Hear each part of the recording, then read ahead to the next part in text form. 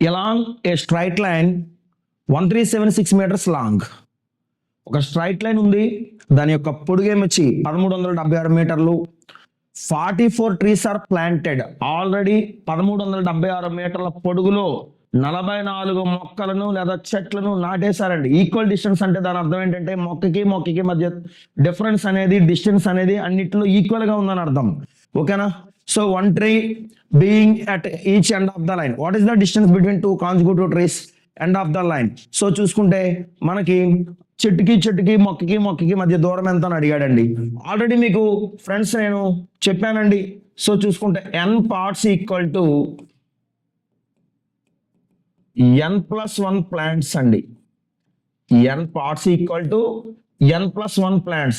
ఇది నేను ఆల్రెడీ మీకు n parts ఎందుకు అవుతుందో, n+1 plants ఎందుకు అవుతుందో నేను మీకు చక్కగా ముందు లెక్కలో వివరించడం జరిగింది. అనాలిసిస్ చేసామండి ఆల్రెడీ. ఫర్ సపోజ్ మళ్ళీ చెప్తున్నా, ఇవన్నీ కూడా మొక్కలు అనుకుందామండి. చూడండి 1 2 3 4 పార్ట్స్ ఉన్నాయి. 4 పార్ట్స్ లో మనకి 5 ప్లాంట్స్ నాటుతున్నామండి. 4 పార్ట్స్ లో 5 ప్లాంట్స్ నాటుతున్నాం. 1 2 3 4 5 5 మొక్కలండి.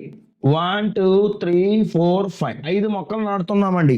4 భాగాల్లో 5 మొక్కలు నాటుతున్నామండి. అర్థమైంది కదండి చెప్పిన మాట.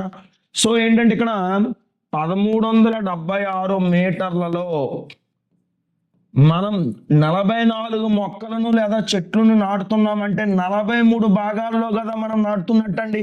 Understand friends? 43 భాగాల్లో నాటుతున్నామండి.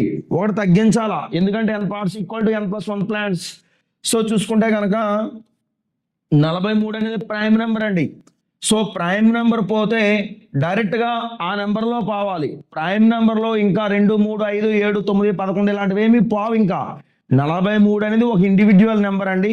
దానికి సపోర్ట్ చేసేది ఏదైనా ఉందంటే అది ఒకటే.